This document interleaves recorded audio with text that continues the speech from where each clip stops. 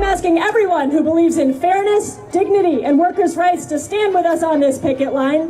While baristas are on strike, the baristas have shared that the best way to show our support is not to buy Starbucks in solidarity. We are following big news out of Starbucks this morning. They are expanding corporate offices to Nashville, Tennessee. The goal is to add 2,000 jobs there over the course of the next 5 years. Well, I guess none of us can be surprised about this. I mean, what happens when the mayor of a major American city tells her constituents to boycott one of the biggest employers in that city, and then acts shocked when that company decides to start moving jobs somewhere else? I mean, duh. Let's get into it. Seattle, Washington, home of Amazon, home of Boeing, well, formerly home of the original Starbucks, and now home of Mayor Katie Wilson, who just became the first mayor in recent memory to publicly call out a boycott for a Fortune 500 company headquartered in her own city, the same company that employs thousands of her constituents, and then turn around weeks later with a press conference talking about what a core part of Seattle's identity that same company is. That's not a typo or a misquote. That is the actual sequence of events, and we're going to talk about it. Because when Seattle's mayor was on the picket line telling people to stop spending money at Starbucks, the state of Tennessee was rolling out the red carpet. Starbucks just RSVP'd to the tune of $100 million and 2,000 jobs. That is why I am proud to join them on their picket line and proud to say loud and clear, I am not buying Starbucks and you should not either.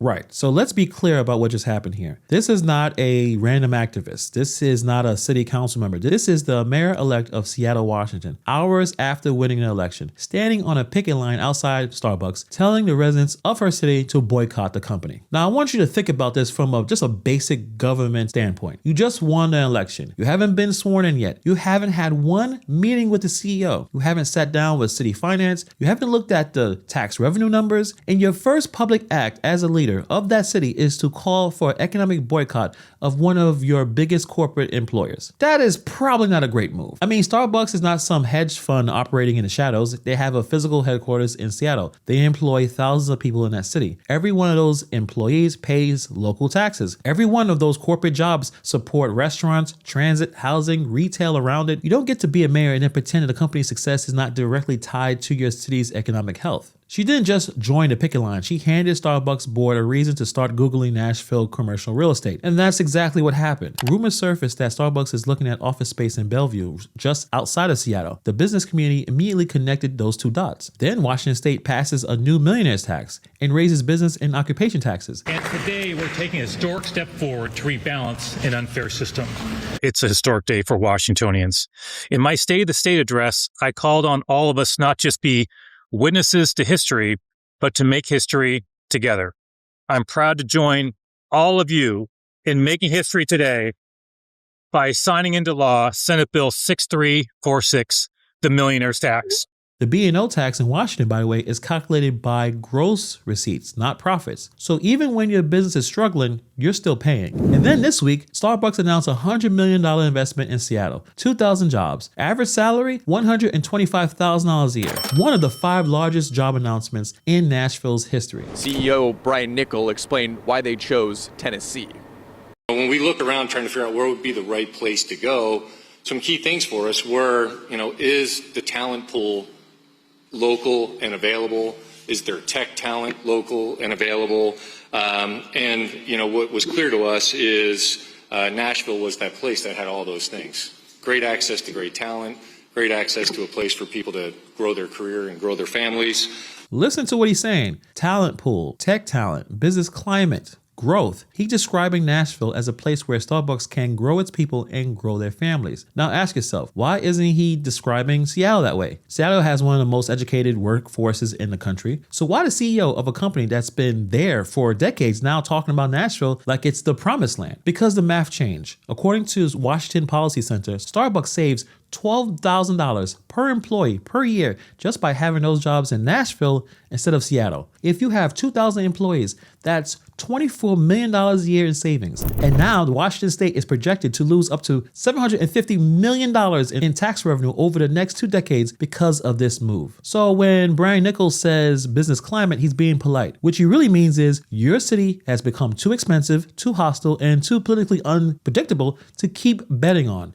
And he's not wrong, and those numbers back him up entirely. After calling for the boycott, after standing on the picket line, standing on business, right? After Starbucks announced that they're going to send 2,000 jobs to Tennessee, Wilson's office put out this statement. I want to read this to you slowly. Starbucks is a core part of Seattle's identity. We're proud to be the home of the first store, its headquarters, and so many of its workers who make the company what it is. We're focused on maintaining a strong partnership with leadership and with employees so Starbucks continues to succeed in the city where it all began. Strong partnership with leadership. The same leadership that she was rallying against 5 months ago, the same company she told people to stop buying coffee from, now she wants a strong partnership. Starbucks expansion to Nashville has been in the works for years. Seattle will remain their North American HQ, and we're confident of that. This is what happens when the consequences arrive. The rhetoric disappears and the press statement shows up, but the jobs are already gone. Washington State went from the 6th best state to do business back in 2014 to 45th in the country today. In 10 years, that is an epic collapse. That is not bad luck. That's not Amazon eating the city. This is a direct result of political decisions that made Washington increasingly hostile for business to invest in. And what did Seattle do during that same period? They added taxes, they passed a millionaire's tax, they elected a mayor who on day one told everyone to stop buying the coffee, to boycott one of the anchor companies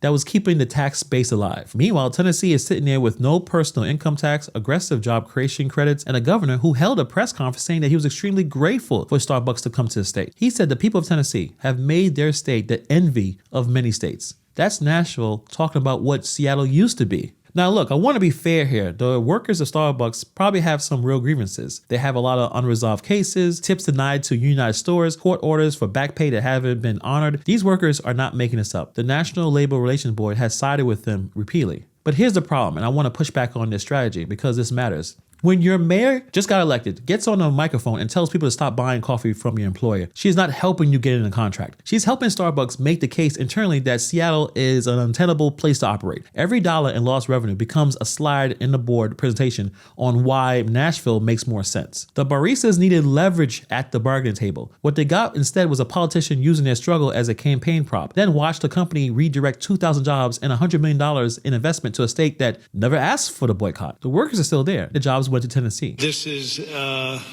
state that has become the envy of many states. As Tennessee's Governor Bill Lee rolls out the red carpet for Starbucks. And we are extremely grateful for you, Brian, for your team. That's it. That's the whole situation right there. Tennessee governor, he's grateful. Seattle mayor wanted a boycott.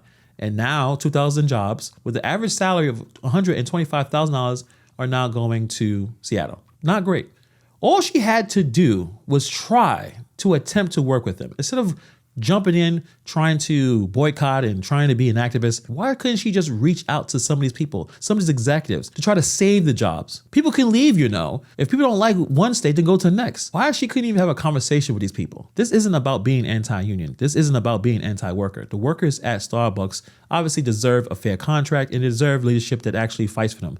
But not leadership that uses their strike as a photo op and then retreats to a press statement when the consequences show up. What this is about is accountability. You cannot be a mayor of the city, call a boycott on one of the biggest employers, and watch that company start redirecting jobs and investment to another state, and then release a statement about talking about strong partnerships. Those two things cannot coexist. Nashville got $100 million and 2,000 jobs. Seattle got a press release. Who won in this scenario? Let me know what you guys think about this story in the comments below. Thank you for taking time to watch this video, and I'll see you guys in the next video.